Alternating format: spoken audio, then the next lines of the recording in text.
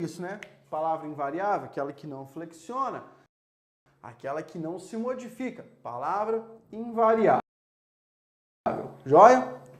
Além disso, eu tenho que saber o que é que uma interjeição faz. Ela exprime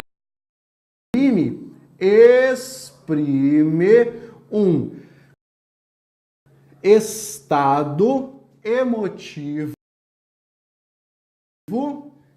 momentâneo. Estado emotivo momentâneo. Vamos aqui pensar o que seria uma preposição. Você está ali vivendo a sua vida tranquilamente, de repente, sei lá, bate o seu dedo na quina do guarda-roupa, você grita um ai, beleza? Aí você pensa, tá joia, a palavra ai é uma interjeição. Aí eu vou perguntar para você, qual é o sentido dessa palavra ai? E você vai me responder, professor, é dor. Quer dizer, quando eu uso a palavra ai, eu estou dizendo que alguma coisa dói, que está doendo. Velho, então tá. Mas nem sempre é dor. Depende do contexto de emprego. Alguém está conversando com você, conta algo em que você não acredita, você diz, ai, não acredito. Esse ai não é dor, é espanto. Você está ali ouvindo a música do Sidney Magal na boa, de repente ele manda um ai. Esse ai que está ali no meio não é dor, ele não sentiu dor na hora que ele estava cantando. É empolgação. Então, por mais que nós tenhamos a interjeição com sentido tabelado, ele ainda pode se alterar, tá? Outro exemplo de interjeição, aqui ó, a palavra eita. Outro exemplo aqui ó, opa, beleza? E aí, quando a pessoa passa por você, cumprimenta, mão, opa, você manda outro, opa, beleza? Isso aqui é uma interjeição, esse tipo de expressão. Pablo, eu posso ter uma interjeição com mais de uma palavra? Claro que pode ter. É claro que você pode ter. Só que você tem que lembrar que nesse caso a gente chama de locução interjeitiva ou locução introjetiva. Você lembra o porquê de ser uma locução? Porque há mais de uma palavra com um sentido específico. Então se você pegar uma expressão, tá? Uma expressão como essa aqui. Meu Deus! Exclamativamente. A pessoa está conversando com você e manda, meu Deus! Isso é uma locução interjeitiva, certo? Eu tenho a formulação com mais de um vocábulo, isso se une para dar a ideia de uma interjeição só. Então isso é o que a gente vai chamar de locução interjeitiva ou introjetiva. No seu material eu coloquei ali algumas palavras que estão tabeladas como interjeições e que possuem um sentido específico. Joia? Pablo, esse assunto é muito comum nas provas? Não. Infelizmente, né? É um assunto fácil, um assunto gostoso de estudar, porém cai bem pouco, cai bem.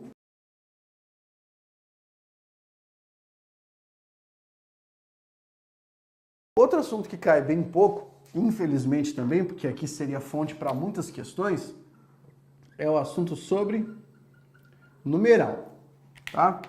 Bem, o que é que você precisa saber? Um numeral é uma palavra que serve para quantificar, organizar, multiplicar ou dividir. E é por isso que nós temos os sentidos específicos dos numerais. Vamos pegar aqui, tá? Qual a classificação do numeral? Você tem o numeral cardinal, depois você tem o numeral ordinal, depois você tem o numeral multiplicativo, e depois nós temos o numeral fracionário. Então, cardinal, ordinal, multiplicativo e fracionário. Pensa comigo. O numeral cardinal é aquele que dá uma ideia de quantidade. Então você pega ali a palavra 10, a palavra 7, certo? Esses são numerais cardinais. Numerais ordinais são aqueles que vão dar uma ideia de posição, como segundo, como décimo, beleza? Deu a ideia de posição, numeral ordinal. Por isso, ordem, né? Ordinal de ordem. Multiplicativo, aquele numeral que vai dar uma ideia de multiplicação. E o caso da multiplicação aqui, você pega, ó, dobro ou triplo, e aqui você tem um numeral multiplicativo. E o fracionário, velho? O fracionário é aquele que vai trazer para você uma ideia de divisão, certo? Então, a palavra meio, a palavra terço, joia? Aqui você tem esse exemplo de numeral fracionário. Como é que isso cai em prova? Na melhor das hipóteses, quando isso aparece, pedem para que você escreva o numeral, certo? Então, é muito mais uma questão de ortografia, né, a maneira correta de escrever o numeral, do que de conhecimento a respeito da função dos numerais. Por isso, no seu material eu deixei uma tabela, tá? Uma tabela em que você tem, você pode acompanhar, eu coloquei o número, o algarismo, tá? O cardinal, o ordinal, o multiplicativo, o fracionário e quando houver, coloquei ali os numerais coletivos. Qual vai ser a sua missão com isso? Tá? Você só vai precisar ler isso aqui, ler essa tabelinha. Se você fizer a leitura consciente, pegar ali os detalhezinhos, você vai acertar as questões. Por que que eu não estou aprofundando isso aqui? Porque como eu conheço as bancas examinadoras, eu acho um grande desperdício de tempo fazer você estudar todas as regras de emprego dos numerais se isso cai em pouquíssimas questões. Se você quiser testar isso que eu estou falando, você faz assim, você vai para aqueles sites de busca de questão e coloca lá numeral e veja quantas questões sobre numerais você vai encontrar. De um âmbito de 300 mil questões de língua portuguesa, você vai encontrar 20 ou 5 questões, não 35 mil, tá? 300 e poucas mil, 25 ou 35 questões. É um espaço amostral muito grande para quantidades pequenas desse conjunto. Então não vale a pena você aprofundar especificamente nisso. Vale a pena você aprofundar em quê? Nesse assunto agora que eu vou explicar. Assunto de preposição. Quando nós conversávamos a respeito das classes de palavras, você deve lembrar que eu mencionei que a preposição era uma das classes de maior relevância, de maior importância dentro da língua portuguesa. Isso é um fato, tá? É talvez a classe mais importante. O que é que a gente precisa saber? A preposição, tá? Vamos jogar ali, a preposição é uma palavra invariável, beleza? É uma palavra invariável. O que significa palavra invariável? Ela não faz o quê? Flexão. Ela não vai fazer flexão, tá? Nas sentenças. Além disso, ela serve para ligar coisas, tá? Fundamentalmente serve para ligar palavras. A diferença é que esse é o chamado conectivo da regência. Por quê? Porque na maior parte dos casos, para você observar de onde uma preposição saiu, você precisa fazer uma análise regencial, uma análise da constituição da frase para entender qual processo foi aplicado ali. Então, nós temos dois tipos principais, dois tipos fundamentais de regência. Você tem a regência verbal, de um lado, e do outro lado você tem a regência nominal. Tranquilo? Regência verbal, regência nominal. Vamos lá, para você entender isso com propriedade, não passar sufoco, não sofrer com isso. Pense que uma frase é um baile, é uma grandiosa bailanta, ou como o pessoal chama no sul do Brasil, um bate-coxa. Tranquilo? Uma bailanta. E aí, algumas palavras podem ir sozinhas ao baile, porque elas são solteiras, então elas vão lá para pegação.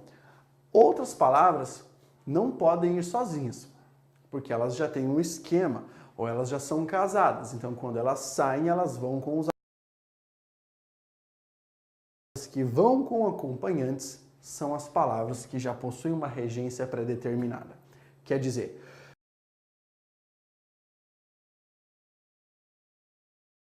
a preposição para participar do grandioso baile da sentença. Quando você tiver uma vai ter o verbo convocando a preposição, tá? Então, no caso da regência verbal, vai fazer o convite à preposição. Existe uma frase no seu material que eu vou reproduzir aqui para a gente poder analisar. As pessoas assistiram ao filme. Beleza? As pessoas assistiram ao filme. O que é que nós temos aqui? Existe uma preposição a combinada com esse artigo o. Então, você tem a preposição a somada ao artigo o. Neste momento, você tem que perguntar, por que é que essa louca está aqui? Ela veio sozinha? Ou ela foi convidada por alguém? No caso da frase em específico, o verbo assistir, quando significar ver, quando significar acompanhar visualmente, sempre será um verbo transitivo indireto. Isso quer dizer, ele vai pedir um complemento e esse complemento deverá ser introduzido por uma preposição. Para facilitar isso, o verbo assistir, quando significar ver, vai convidar o a, vai convidar a preposição. Como ele convidou esse a, nós tivemos um caso aqui de regência verbal, certo? Foi o verbo que convidou a preposição, certo? Agora, no caso da regência nominal, o verbo não tem responsabilidade aqui. Não é o verbo que tem responsabilidade de fazer o convite. Quem convida pode ser um substantivo, tá? O primeiro elemento que pode fazer o convite. O segundo, um adjetivo e também um advérbio. No caso da regência nominal, esses três elementos podem fazer o convite. Eu vou colocar uma frase aqui ao lado para ilustrar também, igual está no seu material. Veja, a habilidade com espadas era o seu forte. Na frase, a habilidade com espadas era o seu forte, pensa comigo. A palavra com,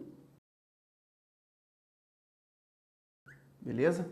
Pablo, como é que eu vou saber que ela é uma preposição? Eu vou explicar isso para você daqui a pouco, porque nesse caso você vai ter que memorizar as preposições. A palavra com é uma preposição. A pergunta é, quem foi que convidou a palavra com para aparecer aqui? Quem convidou foi o substantivo habilidade. Por quê? Porque quem tem habilidade com alguma coisa ou tem habilidade em alguma coisa. Então, o que a gente entende? Que a palavra habilidade tem pelo menos dois esquemas. Um esquema com a palavra com, um esquema com a palavra em.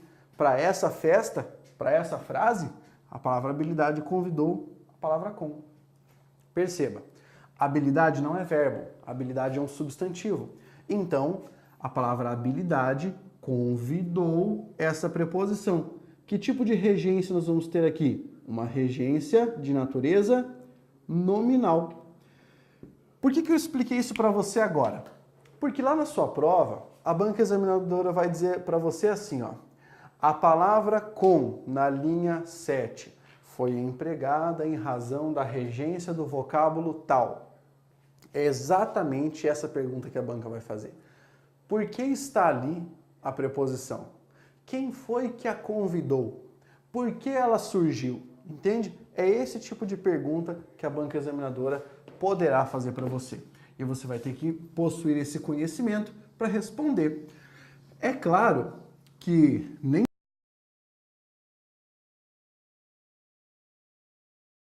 todo mundo tem a habilidade de perceber a regência na hora. Algumas pessoas vão desenvolvendo isso conforme vão lendo. Existem dicionários de regência, tá? Dicionários apenas para dizer para você que preposição pode aparecer com qual palavra. Você vai ler um dicionário de regência? Claro que não, né, cara? Já parou para pensar? Você ter que ler uma gramática de 1.800 páginas, mais um dicionário de regência de 380 páginas, só para responder a 20 questões? Não faz o menor sentido. A melhor coisa é você memorizar quais são as preposições e entender como elas podem ser empregadas. Então veja só, o que é mais importante neste momento? Você vai memorizar a minha classificação aqui. Então vamos começar uma classificação das preposições, beleza? Como é que vai rolar essa classificação? Pega aí comigo o primeiro tipo de preposição, tá? Coloca lá. Número 1, as chamadas preposições essenciais. Beleza? Preposições essenciais. Por que elas são chamadas essenciais? Porque a sua função primordial, sua função primeira é de ser preposição, tá? Para você memorizar isso aqui, eu vou fornecer uma sigla. E essa sigla vai te acompanhar para o resto da vida. É essa sigla aqui, ó. ACDEPST. Beleza? O que é que significa essa sigla? Essa sigla é a sigla das iniciais das preposições essenciais. Pablo, por um acaso, essa sigla que você colocou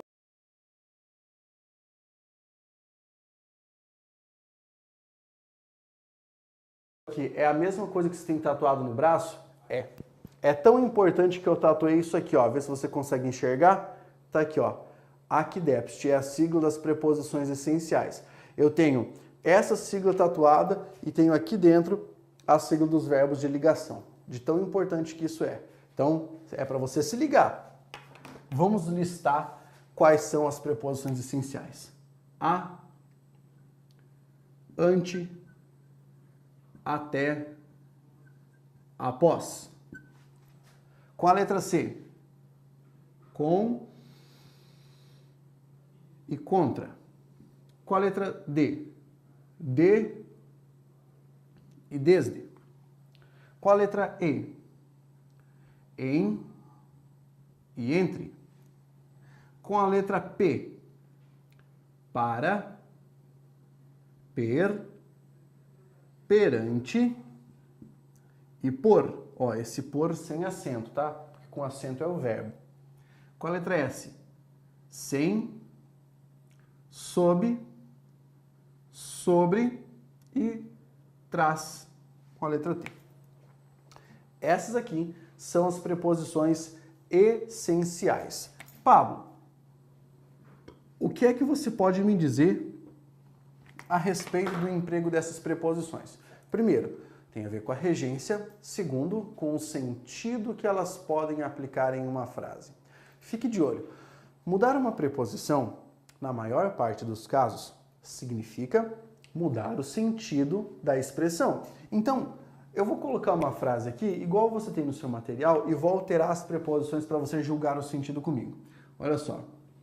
Eu lutei, espacinho para preposição, aqui vamos colocar o Jonas, beleza? Eu lutei e Jonas. Se eu disser para você, eu lutei com Jonas, nós estávamos do mesmo lado ou éramos rivais? Professor, acho que a gente era rival. Não, cara. Se eu digo que eu lutei com Jonas, significa que eu e Jonas estávamos do mesmo lado. Isso está indicando companhia, tá? Companhia. Se eu disser eu lutei contra Jonas, aí quer dizer que ele era meu rival, porque aí está indicando oposição.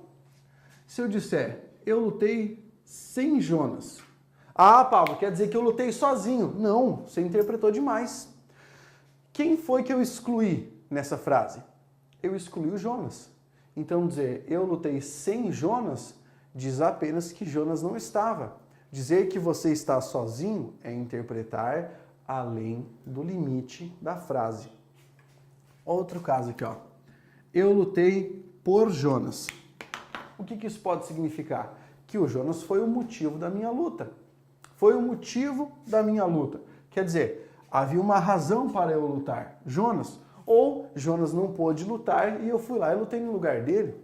Tá aí, outro caso possível, tá? Então aqui, ó, você percebeu como é que uma preposição pode gerar mudança de sentido numa frase? E é claro, a mesma preposição também pode ter muitos sentidos diferentes, dependendo do contexto, correto? Se eu disser para você, eu falei de Maria, esse de está indicando o assunto. Se eu disser, eu saí de casa, esse de está indicando lugar. Então, depende simplesmente de você perceber a mudança de sentido no momento em que estiver usando a frase. Ok? Aqui eu mostrei a mudança de sentido, mostrei o emprego da preposição essencial. Depois das essenciais, nós temos a classificação número 2, chamadas preposições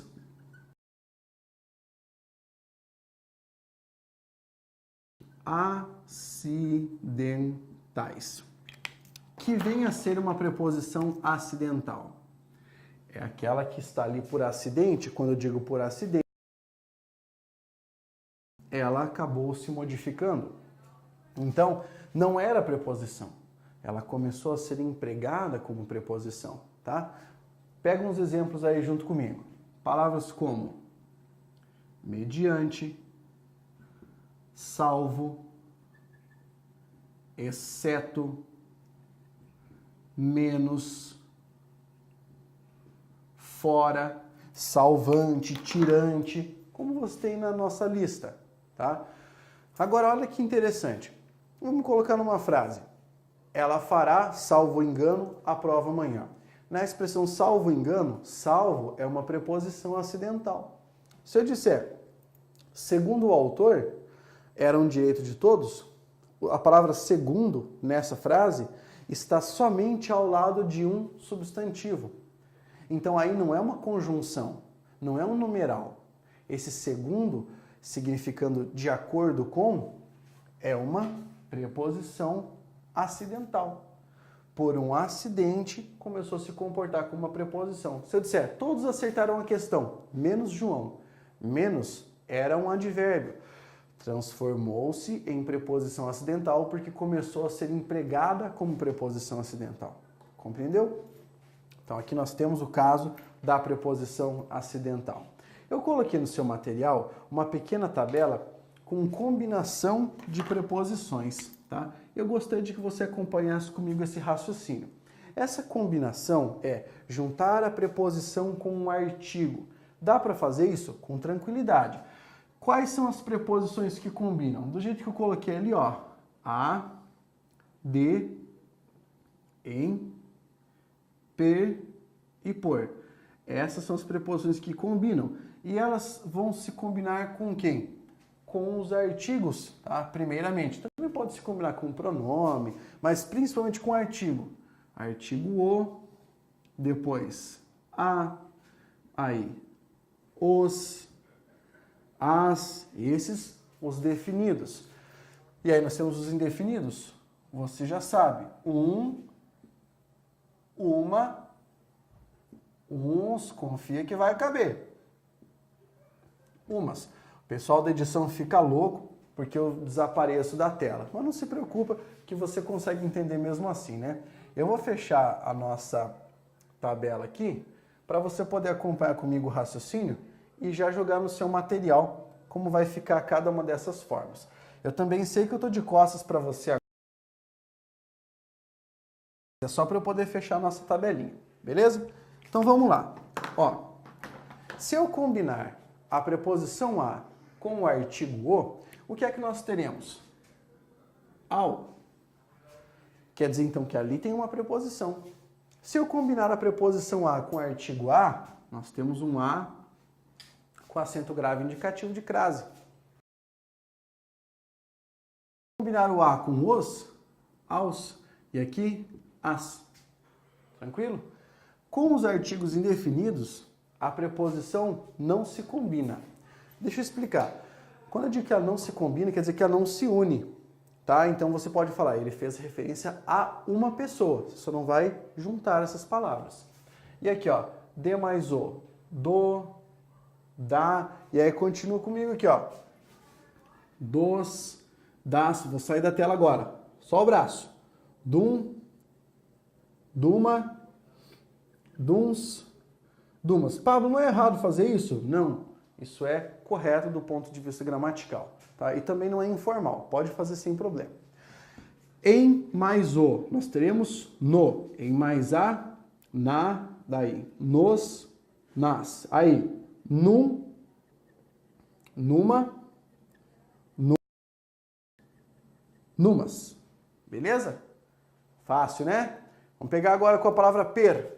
Per mais o, pelo. Pela, pelos, pelas. Tá? Tô seguindo a normatização da gramática. É per mais o. Pablo, eu aprendi que por mais o era pelo. Então, quem te ensinou isso? Porque também modificava a letra aqui do meio. Eu até entendo que algumas pessoas façam isso para não confundir a cabeça do cara, tá? Mas a forma é essa. Por mais o polo. Isso aqui é comum em Portugal, não no Brasil. Ó, pola, polos, polas. Agora vamos lá. Se você estiver respondendo a uma questão de um concurso público for uma banca muito paia, muito sem vergonha, mas aliás, que por mais o é pelo. Aí você nem discuta, cara. Se só houver essa possibilidade, manda isso mesmo. Eu estou dizendo de onde ela veio, de onde essas expressões vieram, tá? Mas o esquema é justamente esse. Eu tenho aqui essa formação original. Se a banca trouxer para você pelo é a formação mais o, como isso já se cristalizou, que seja feliz a banca. Tranquilo? Muito bem. Aqui nós encerramos essa partezinha relativa ao estudo das preposições, tranquilo?